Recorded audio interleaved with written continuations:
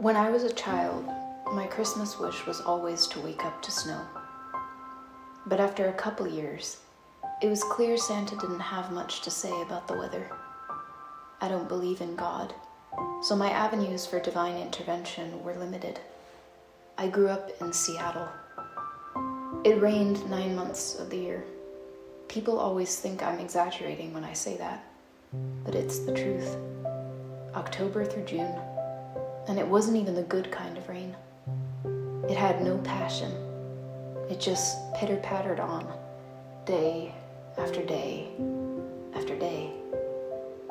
The evergreens were lush, the mountains majestic. But I'd be lying if I said the whole place didn't smell like wet moss and mildew. I dreamed of sledding down the man-made hill behind my neighborhood playground, and then running home with ruddy cheeks and chilly fingers to mugs of hot chocolate stuffed with marshmallows, my mittens and hat scattered by the front door. I dreamed of red lights glowing in the windows, guiding me through the nothing of white. I dreamed of unwrapping presents under the tree while the branches grew heavy outside. I willed the wind to mix chimney smoke with the powdery gusts it whipped off the leaves, something to tell me I was warm. But I had neither chimney nor powder.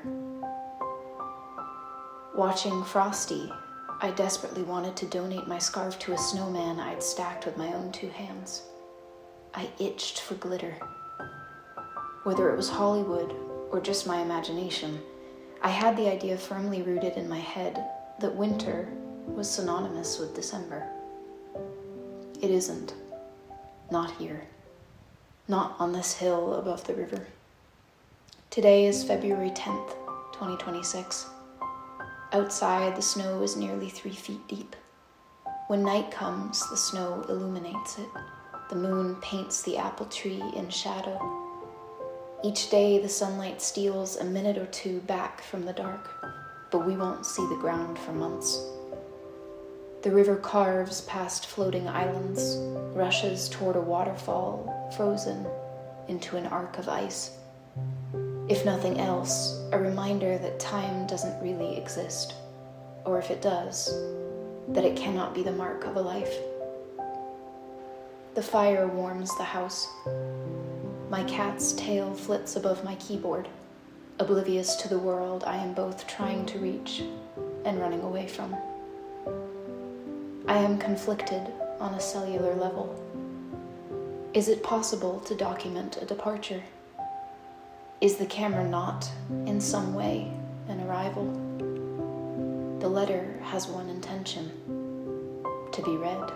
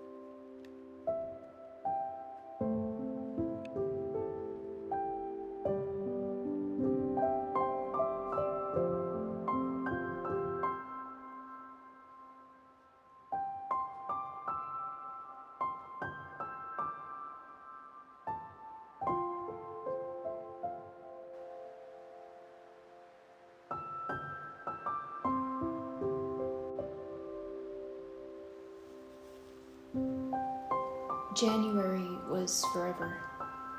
I drank coffee in bed.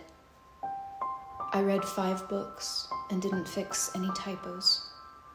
I rubbed my feet with magnesium butter and changed my house slippers. I went to Vermont to stare quietly at the same snow, to eat hearty meals in luxurious dining rooms in the company of strangers. I discovered the sublime sensation of descending into a hot tub in sub-zero temperatures. Home again, I replaced Christmas decorations in their red and green boxes and sat quietly with my house. I love her to her bones. I love her more when the wind howls over her peaks. She creaks and is alive. The simple routine is enunciated by winter's stillness.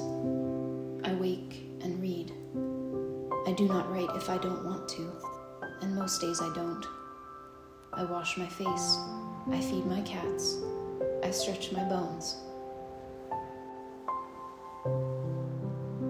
I eat 3 eggs, a handful of berries, a glass of orange juice, a slice of bread I made for myself. I lace up my boots. I shovel my path and see the mark I've made on the world. Waterfall arc inverted. I fetch the day's wood. Everything takes hours and no time at all. The paragraph ends. I could sled whenever I felt inclined, but I don't.